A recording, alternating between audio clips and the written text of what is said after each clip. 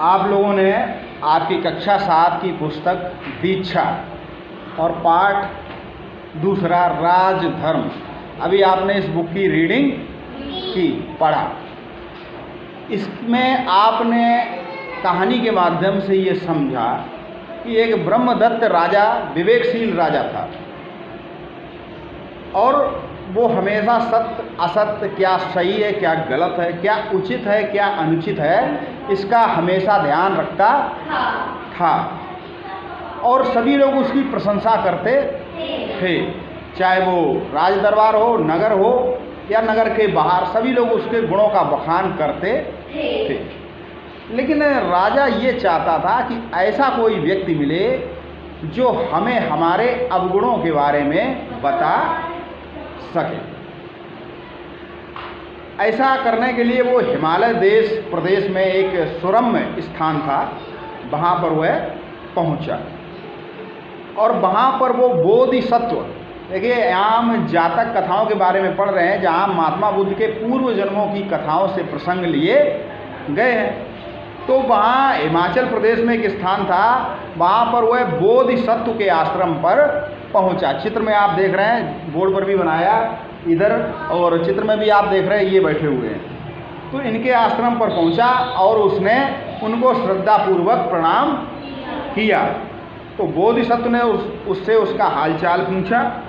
फिर आश्रम में राजा एक और चुपचाप जाकर बैठ गया, क्योंकि वो अपने ध्यान में मग्न थे, ध्यान कर रहे थे ईश्वर का। उसके बाद बोधिसत्व जंगल से क्या खाते थे, वहाँ जंगल में क्या मिलता था, गोदे, पके गोदे लाकर, वो हम लोगों ने बुद्ध सीरियल भी देखा, तो वो क्या जंगल से ही जो नहीं मिलता वो खाते थे। तो जंगल से पके गोदे लाकर खाते थे। तो उसने क्या किया, वही गोदे राजा को भी दे दिए। राजा ने उनको खाया तो राजा को वो गोदे बहुत अच्छे लगे। राजा ने गोदे खाए, पानी पिया और बोला, गोदे बड़े मधुर और स्वादिष्ट हैं। तो बोधिसत्व ने पूछा तो था नहीं कि आप राजा हैं कि कौन है, अभी तो कोई बात ही नहीं हुई थी। तो बोधिसत्व ने उस व्यक्ति से कहा जो कि राजा था, जिसका भी परिचय भी नहीं हुआ था, तो उस व्यक्ति से कहा कि निश्चित ही इस राज्य का राजा बड़ा ही धर्मानुसार और न्यायपूर्वक राज करता, तभी ये गोदे मीठे हैं। उन्होंने कहा कि यदि राजा ठीक नहीं है, अच्छा नहीं है, धार्मिक है, अन्यायी है, तो उस राज्य की तेल, मधु, शक्कर यानी कि सब वस्तुएं स्वादहीन हो जाती, वस्तुएं ओज रहित हो जाती हैं, राष्ट्र ओज रहित हो जाता है। और यदि राजा धार्मिक है, न्यायप्रिय है, तो सभी वस्तुएं मधुर और शक्तिवर्धक और राज्य ओजस्वी बना रहता है। तो राजा ने कहा, भंते ऐसा होता होगा। और ये कहकर राजा अपना बिना परिचय दिए कि मैं राजा हूँ, वो वापस चला।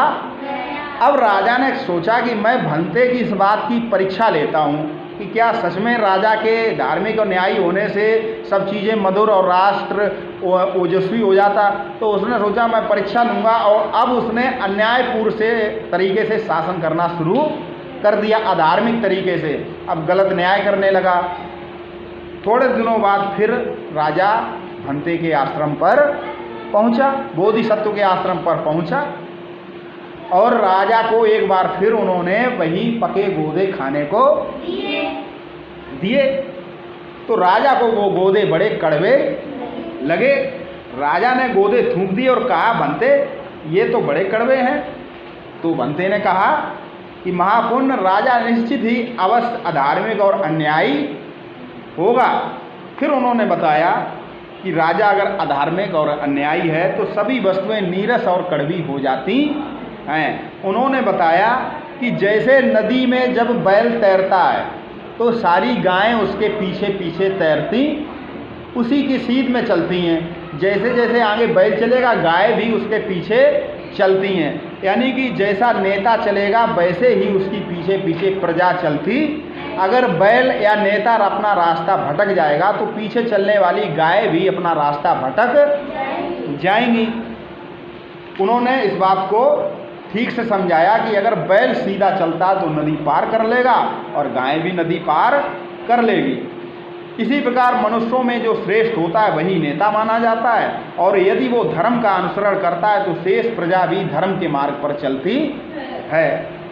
इसके बाद बोधिसत्व से ये शिक्षा प्राप्त कर राजा ने अपना राजा होना प्रकट, अब उसने अपना भेद खोला, मुनि के सामने आप अपना भेद खोला और कहा कि बनते, मैंने ही पहले गोदों को मीठा किया था, यानी कि मैं जब अच्छी तरह कार्य करता था, धार्मिक रूप से कार्य करता तो गोदे मीठे थे, और मैंने ही उन गोदों को कड़वा किया। अब मैं वचन लेता हूँ, संकल्प लेता हूँ कि अब मैंने कभी कड़वा नहीं होने दूंगा।